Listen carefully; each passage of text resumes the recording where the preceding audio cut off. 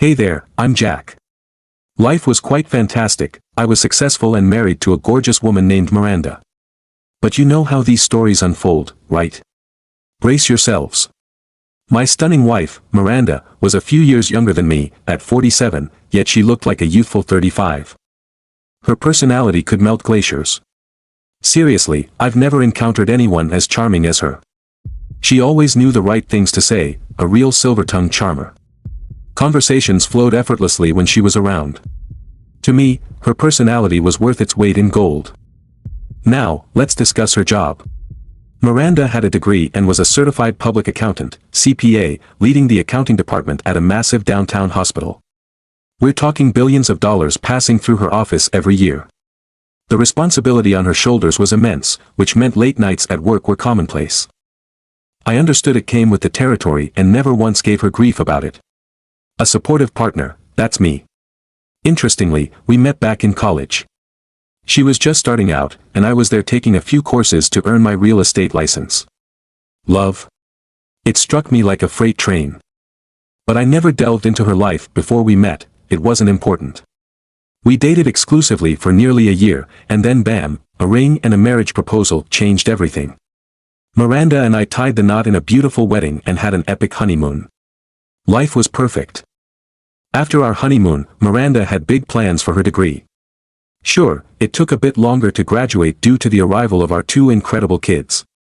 Meanwhile, I was making good money, and we even hired a nanny to help Miranda complete her degree. She did just that and was immediately hired by a major accounting firm in Dallas.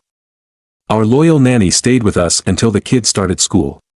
Miranda worked hard and continued climbing the career ladder, headhunted by another accounting firm and then poached by the hospital. It seemed like she was getting promoted every other year until she became the head of the accounting department. That was about 5 years ago, and she's been thriving ever since. As for me, I'm a licensed real estate broker specializing in commercial properties, managing 4 different agencies. I always have a solid list of properties, not just in Dallas but also in Oklahoma City and Little Rock.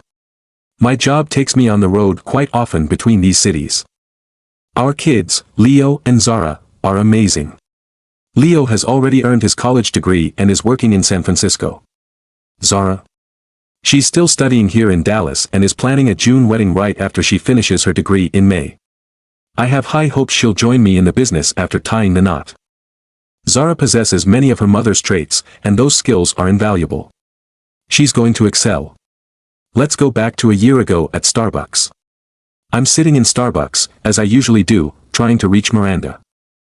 Every day around 4:30, I'd call her to check when she'd be heading home and to discuss dinner plans, whether we'd go out, grab some takeout, or cook something at home. Fridays were sacred to us. We'd been married for a solid 25 years, and I could count on one hand the times we didn't go out on a Friday night. Even if work was hectic, we'd finish up and hit the town. We were the type who left work at the office, although occasionally we had to return on the weekend to tie up loose ends. But Friday night was our time to unwind. I arrived at Starbucks a bit earlier than usual, intending to ask Miranda about our dinner plans, so I decided to relax with a cup of coffee first. Across the street was the hospital, and to my left was a large parking garage. This garage had a pedestrian bridge that stretched high above the road, linking it to the hospital. There were 5 exits from the garage, and 2 lanes on the road were reserved exclusively for people coming out of it. I wasn't paying much attention, but I happened to notice a hefty Chrysler 300 rolling out of the garage. It came to a stop at a traffic light right in front of Starbucks. What caught my attention was seeing Miranda in the passenger seat. This was odd because she always kept me informed about any meetings outside the hospital. I needed answers, so with my phone in hand, I called up Miranda's office, hoping to get some clarity. What I heard was shocking. They told me she had wrapped up her work for the day. Confused, I decided to bypass the office and dial Miranda's number directly. After 3 rings, she answered, and I couldn't help but blurt out, "Miranda, where are you?" Her response was, "I'm in my office, swamped with this crucial report that needs wrapping up." Here's where it gets interesting. I was at Starbucks with big plans, ready to celebrate a significant sale and whisk Miranda off to our favorite Austin restaurant. I even had thoughts of us spending the night there. But all she could muster was, "I can't tonight, but can I get a rain check?" Then came the kicker. "Are you in Starbucks across from the hospital? I thought you were in Oklahoma City." I confirmed I was indeed at Starbucks and that no travel had been on my agenda. The burning question in my mind was, did she realize I'd seen her? I tried to extend an olive branch, offering to bring her coffee and a salad to help her through that report. She mumbled something I couldn't quite catch, then mentioned that one of her colleagues had left her a sandwich and a soft drink. Miranda added, "Pick something up on the way home for yourself, and I'll be there as soon as I can." Curiosity getting the best of me, I checked my phone's location app and saw that their car had now parked at a well-known address, the Hilton Hotel. "Are you in your office now?" I asked. "Yes," came her response. I decided to give her some space and said, "I'll see you at home. If you don't want my company, I can get the work finished quicker on my own." With a resigned, "Okay, see you later," I hung up. Miranda and I lived what seemed like a fairy tale, enjoying a life of financial comfort and luxury. We drove elegant cars, all thanks to my hard work. Our home was a sprawling ranch spread over 5 immaculate acres, landscaped so meticulously it resembled a park more than a residence. When not working, we were inseparable. To an outside observer, it was evident that we were deeply in love and wholly committed to each other.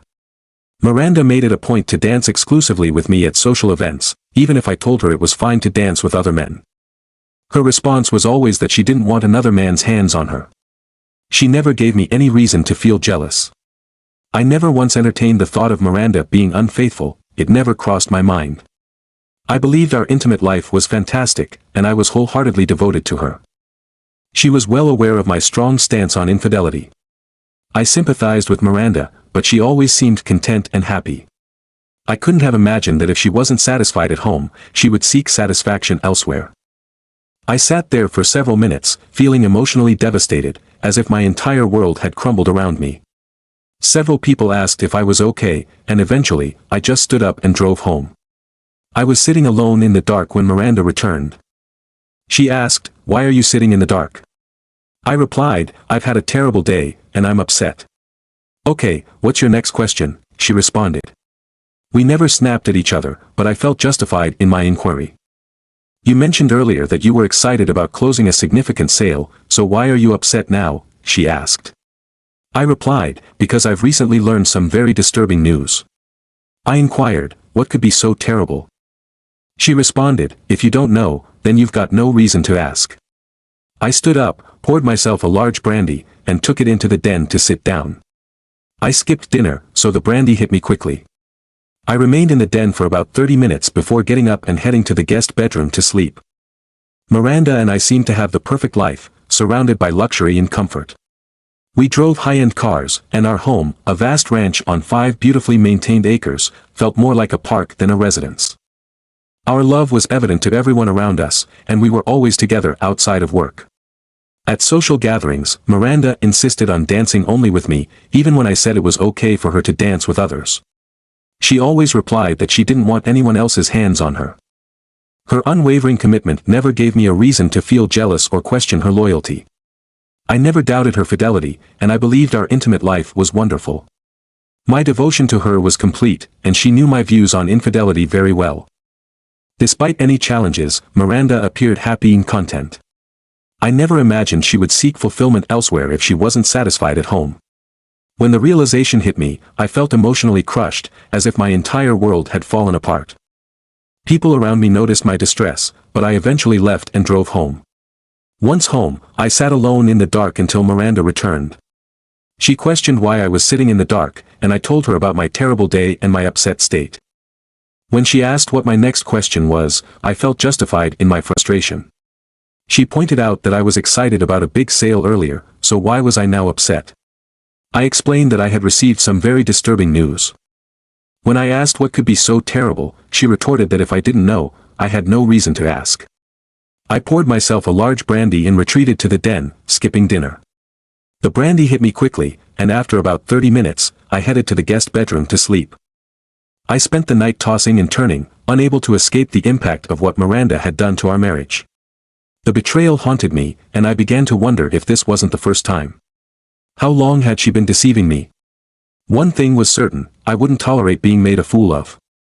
Eventually, I rose from a troubled night of little sleep. After a quick shower, I stumbled into the kitchen in search of coffee.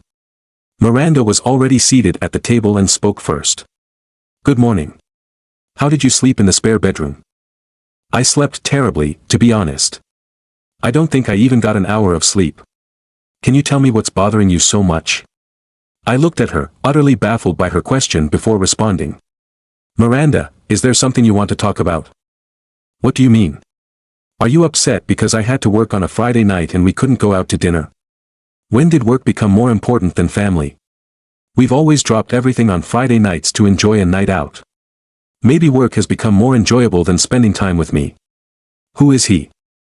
She gave me a confused look and clearly didn't want to answer. She grew restless, got up, and started a new pot of coffee, trying to avoid the question. I continued, I saw you. I even called your office, and they said you had left for the day. I know you went to the Hilton. Game over.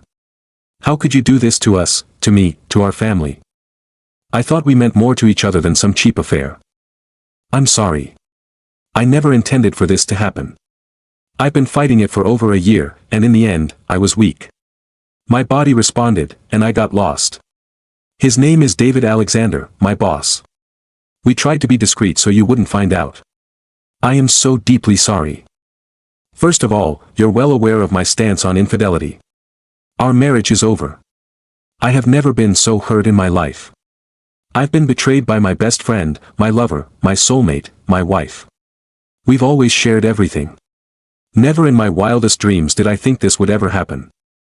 At this point, I'm not even sure if I want to continue living if we didn't have children. The restlessness in Miranda's eyes mirrored the chaos in my heart. I couldn't fathom how she could betray our vows, our love, and everything we had built together. I felt as though my entire world had collapsed. The weight of her infidelity pressed down on me, making it hard to breathe. I don't understand how you could do this, I continued, my voice trembling. We had everything. Why wasn't it enough for you? Miranda's eyes filled with tears. I don't know. I was lonely. David was there, and he paid attention to me. It just happened. It just happened. I repeated, incredulous. That's your excuse. She sobbed, I know it's no excuse. I'm so sorry. I've destroyed everything, and I hate myself for it. The pain in my chest intensified. You should have thought about that before you betrayed me. She nodded, tears streaming down her face. I know. I wish I could take it back. I wish I could change what I did. But you can't, I said coldly. You can't undo the damage. You can't erase the betrayal. Our marriage is over, Miranda. I can't forgive this. Miranda broke down completely, her body shaking with sobs. I watched her, feeling a mix of anger, sorrow, and a profound sense of loss. The woman I had loved and trusted more than anyone in the world had shattered my heart. I'm going to pack a bag and leave, I said finally. I need some time to think, to process all of this. I can't be here right now. She nodded, unable to speak through her tears. I turned away, feeling numb and hollow. As I packed my things, the reality of our situation hit me again and again, each time like a fresh wound. I had lost not just my wife, but my best friend and partner. The life we had built together was in ruins. With my bag in hand, I took one last look at Miranda, who sat at the kitchen table, a broken woman. I walked out the door, the weight of her betrayal heavy on my shoulders, and got into my car. I didn't know where I was going, but I knew I needed to get away, to find some space to breathe and to think about what my future would look like without her. The drive was long, and my mind raced with thoughts and emotions. I replayed our conversations, our memories, and the moment I realized she had betrayed me. I couldn't see a way forward, but I knew I had to try. For the sake of our children, for the sake of my own sanity, I had to find a way to move on from the devastation that Miranda had brought into our lives.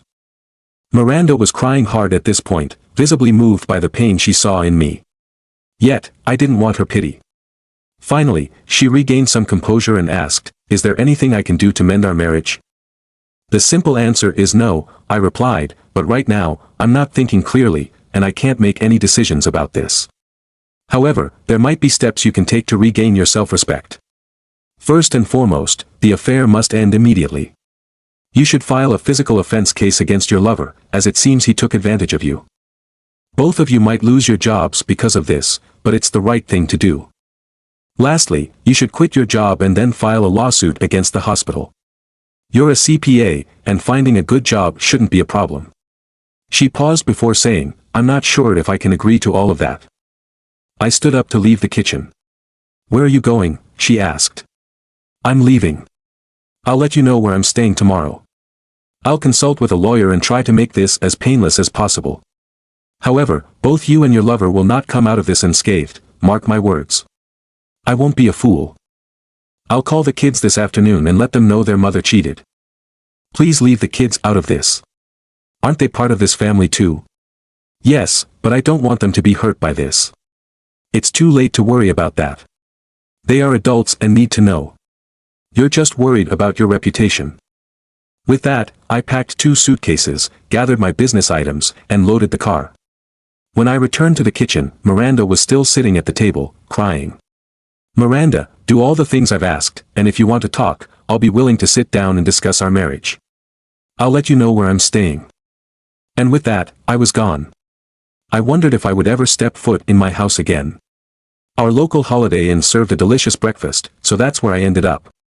I inquired about a weekly professional rate and made reservations for 2 weeks. I texted Miranda and informed her of my whereabouts. I questioned why I did it, but old habits are tough to break. The following day, which was Sunday, I spent the entire day in my room, lost in thought and wallowing in self-pity. I realized I needed to talk to my children, so I sent them a text message urgently requesting to speak with them about some important yet unfortunate news. Both of them promptly replied, asking me to call immediately.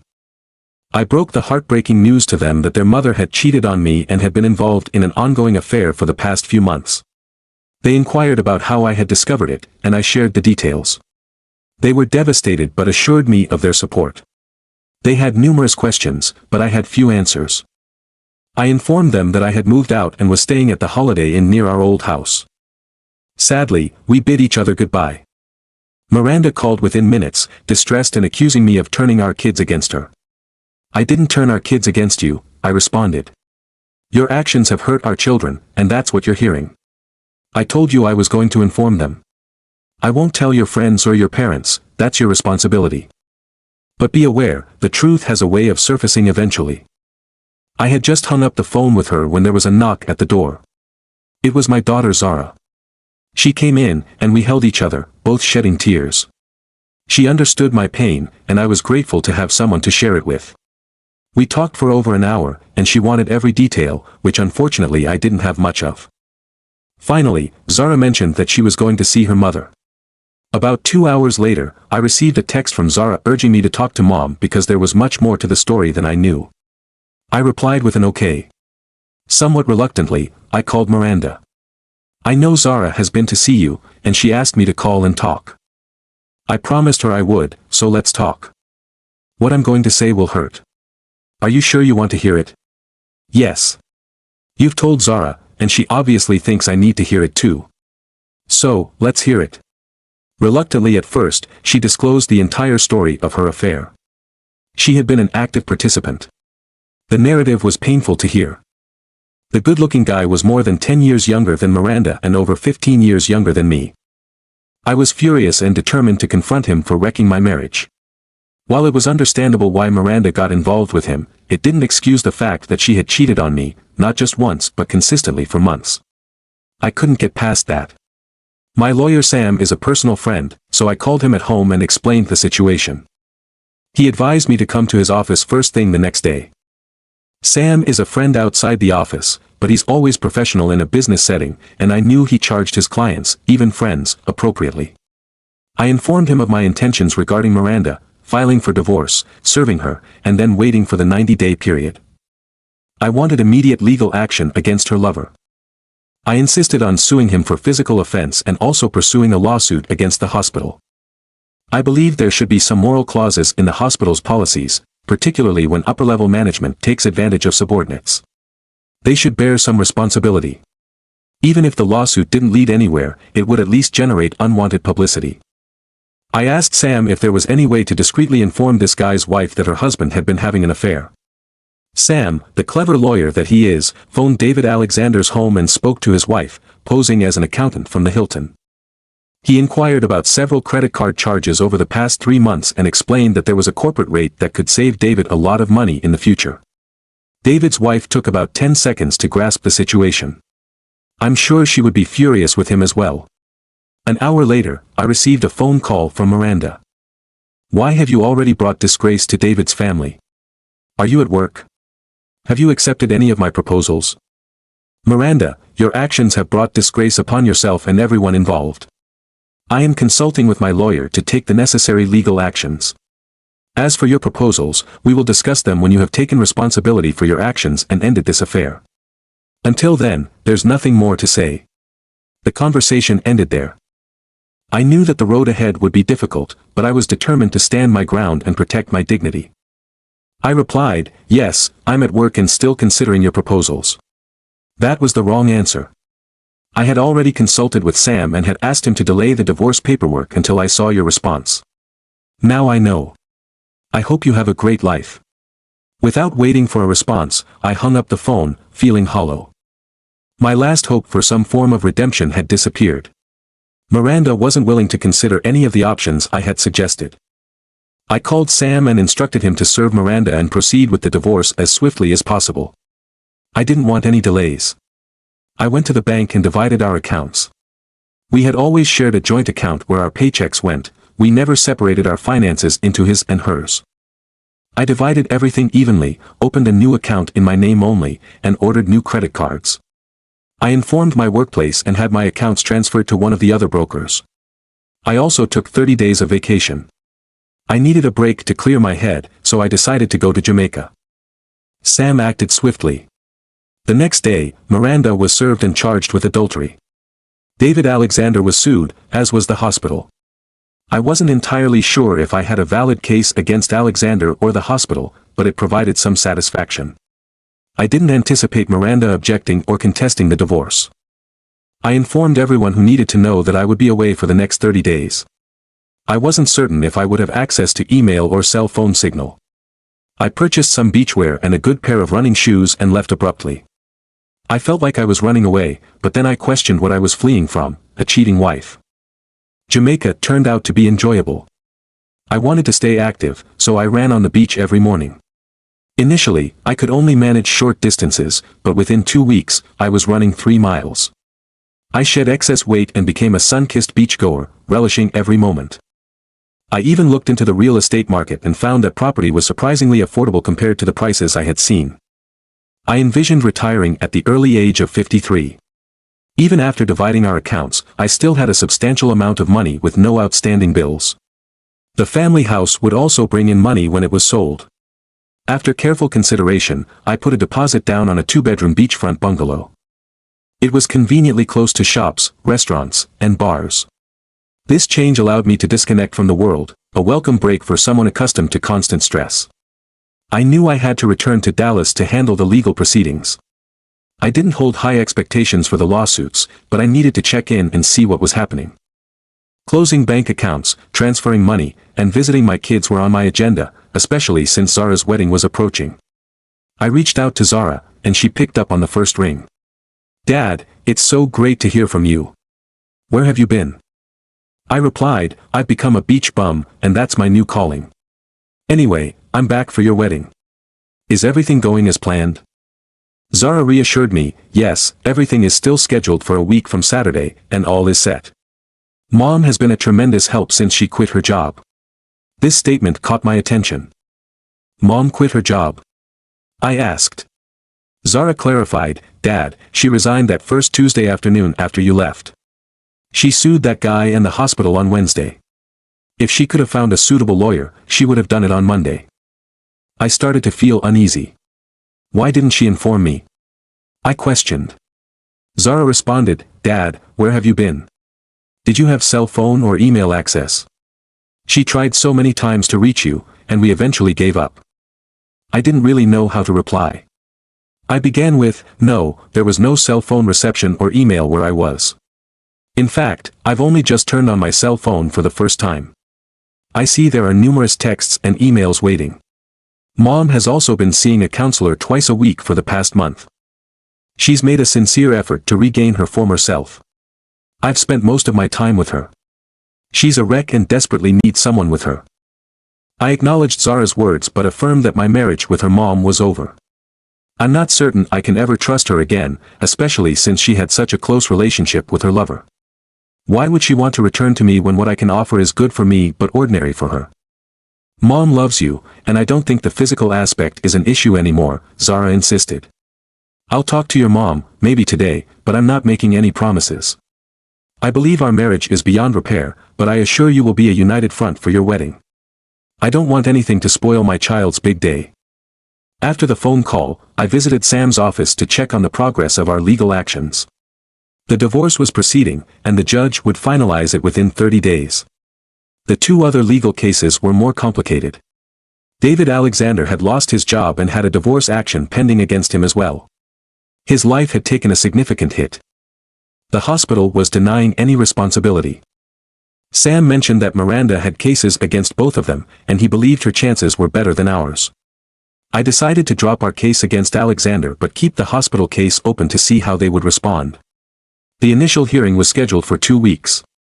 From Sam's office, I headed to my own. I informed the office manager about my retirement plans and that I wouldn't be returning.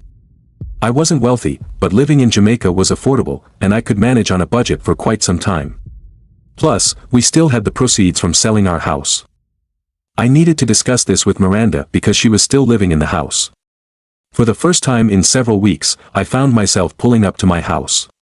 The last time I was here, I wasn't sure about returning.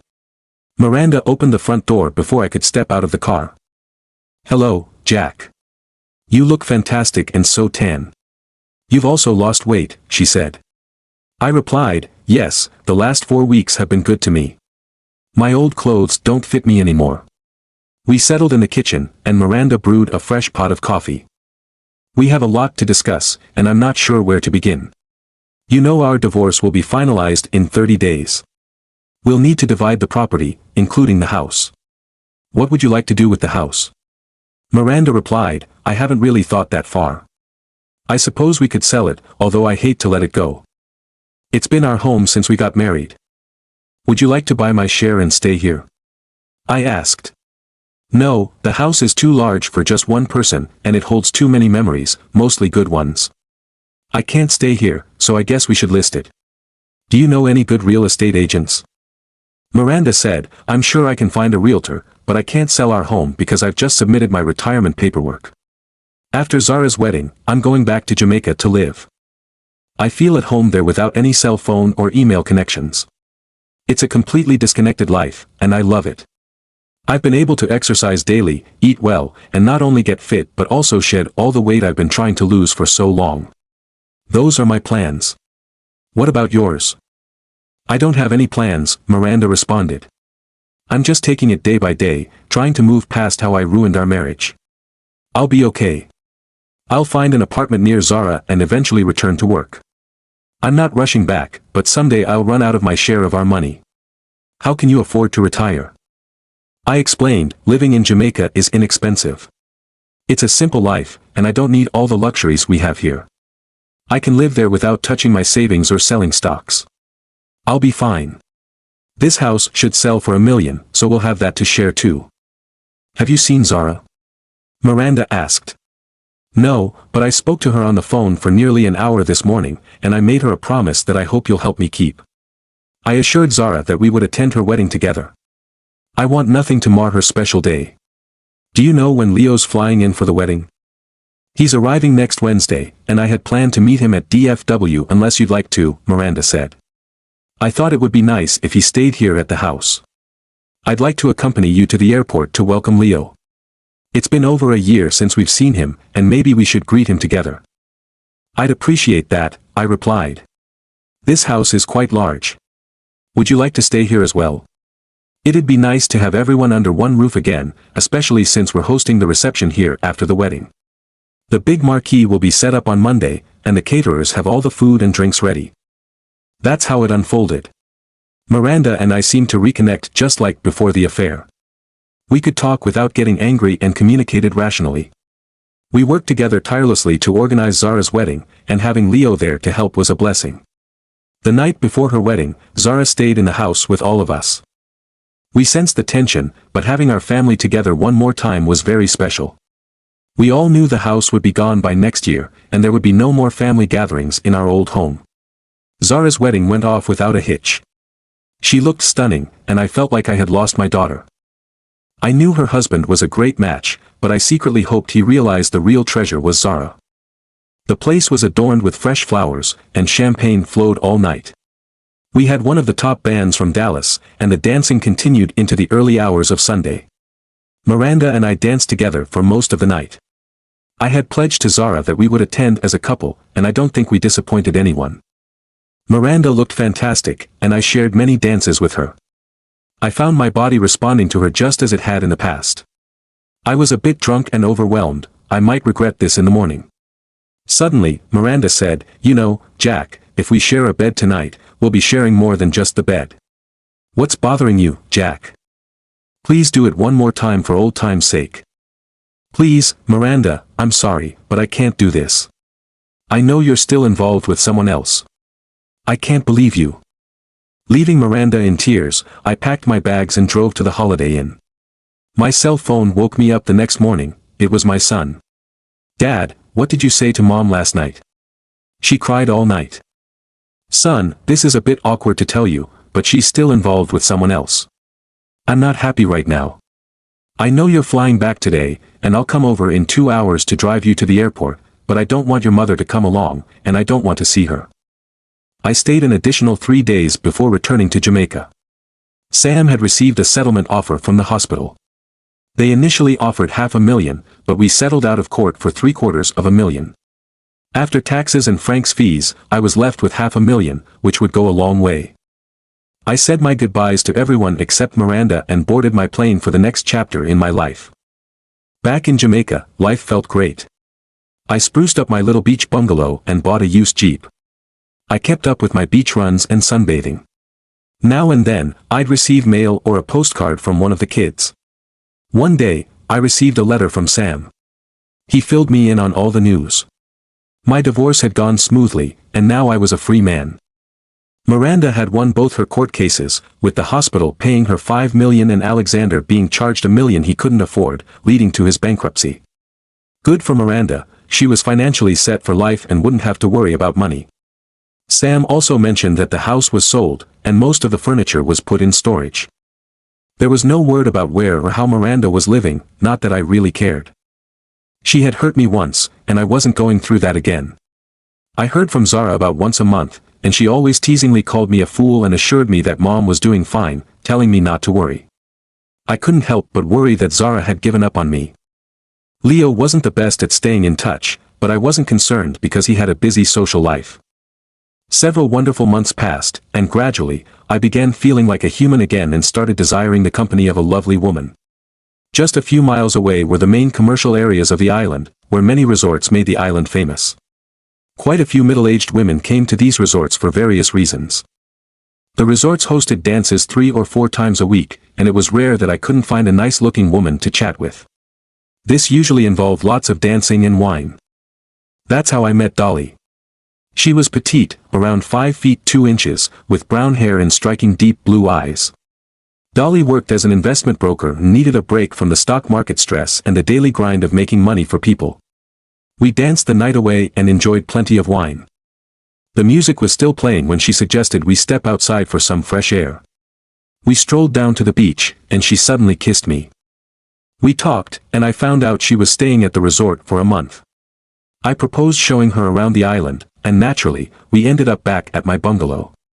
She was very open about her desires and didn't hesitate to mention that she had had a lot of partners in her life.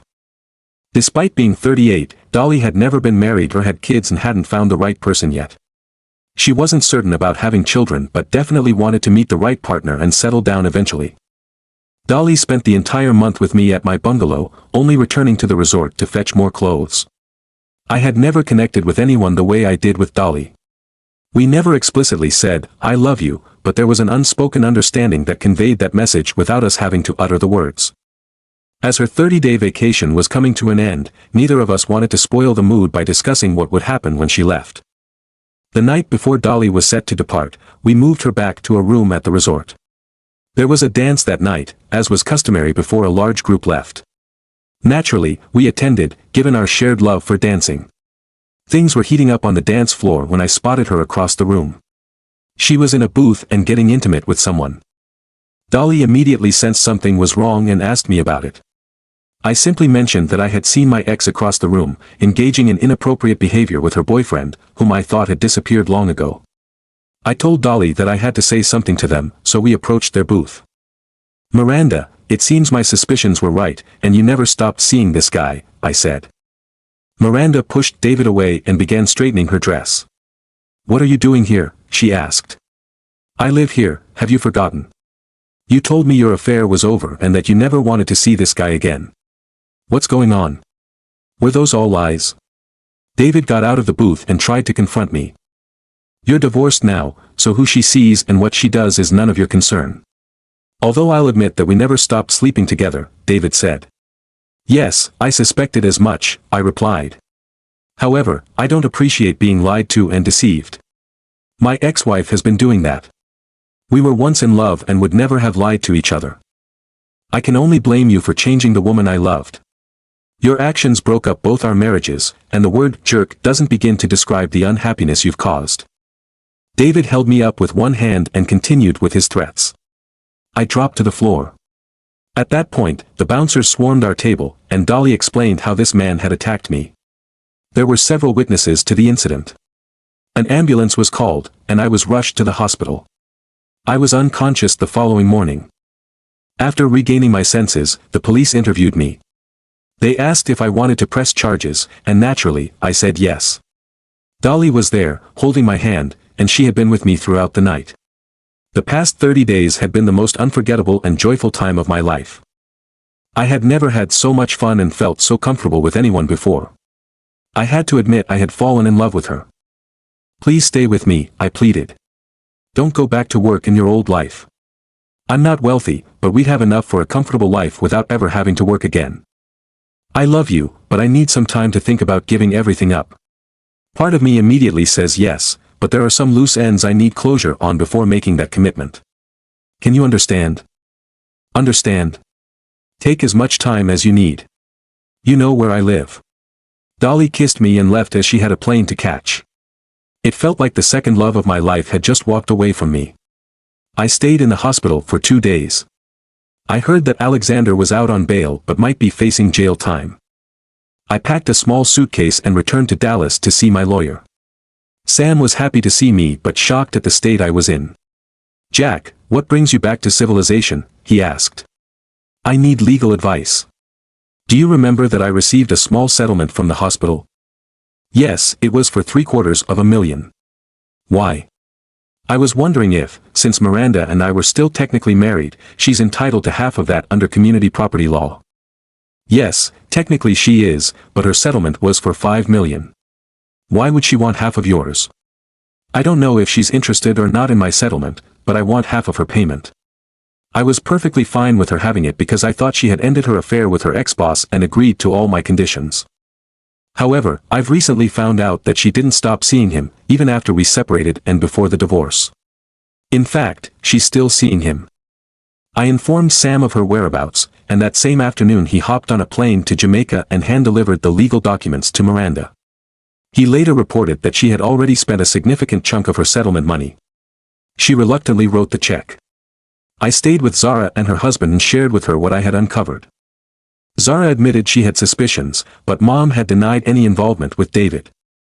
I asked if she was certain Mom was going to the counselor and not to see her lover. Zara wasn't sure.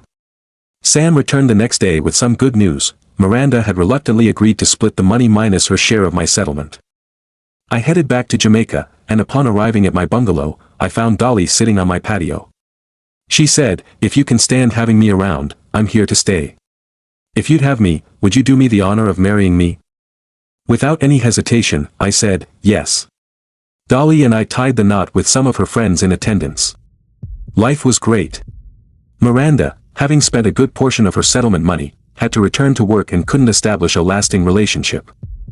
As for David Alexander, he spent a year behind bars and faced a grim future upon his release, being a felon, bankrupt, and divorced. Don't forget to subscribe, like, and click on the little bell icon for notifications of new stories.